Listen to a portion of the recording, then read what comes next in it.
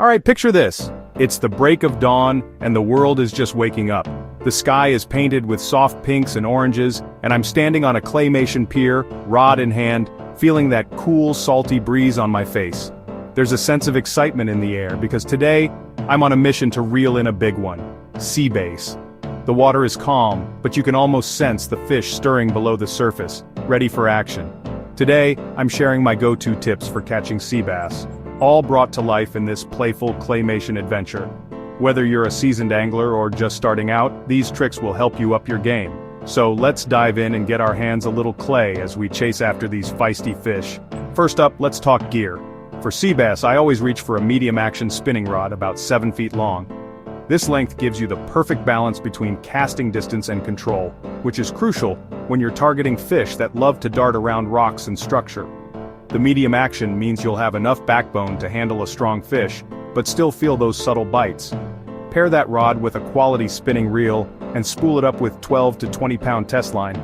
I prefer braided line for its sensitivity and strength, but a good monofilament works too. The key is to have enough muscle to handle a big bass, but not so heavy that you lose the thrill of the fight. Trust me, sea bass fight hard. When they hit, you'll feel that surge of power, and you want your gear to be up for the challenge. Sturdy equipment is your best friend out here, especially when a big one decides to make a run for the rocks. And don't forget your tackle box. I always pack a selection of 1 to 2 ounce jigs, some soft plastic lures in natural colors, and a bit of fresh bait. Squid or mackerel are my favorites. The jigs are perfect for bouncing along the bottom, while the soft plastics can be worked through the water column to tempt even the pickiest bass. Having a variety of options means you can adapt to whatever the fish are in the mood for that day. Take a moment to organize your gear before you start. Make sure your knots are strong, your hooks are sharp, and your lures are ready to go. Preparation can make all the difference between a successful trip and a frustrating one. Now let's talk location. Sea bass are structure-oriented fish, so I always look for rocky reefs, jetties, or piers, anywhere with plenty of hiding spots.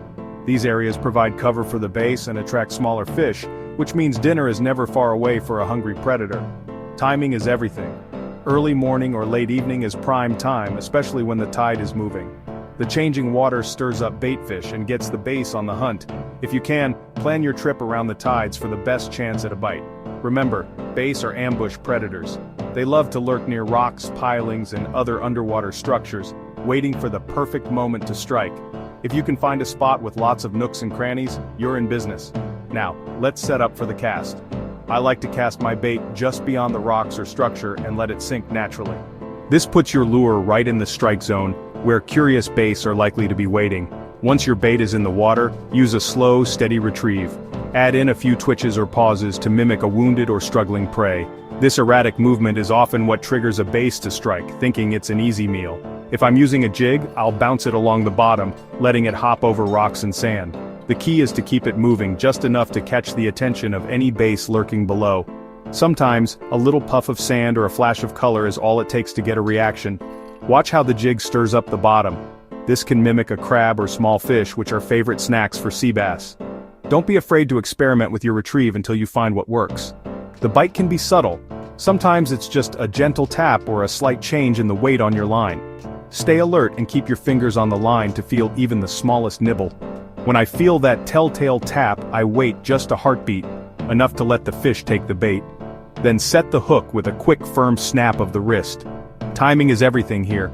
Too soon and you'll miss. Too late and the fish might spit the hook. And here's where the real fun begins. Sea bass are tough fighters. They'll dive, shake, and try to wrap your line around anything they can. Keep your rod tip up, let the drag on your reel do its job, and enjoy the battle. Don't rush the fight. If you try to muscle the fish in too quickly, you risk snapping your line or losing your catch among the rocks. Take your time, keep steady pressure, and guide the fish away from danger. Once I finally land my catch, I handle it gently. Sea bass are not only strong but they're also beautiful fish. Shimmering scales, bold stripes, and those big curious eyes. It's important to respect your catch whether you're keeping it or letting it go. If it's a legal size and I plan to keep it for dinner, I chill it on ice right away.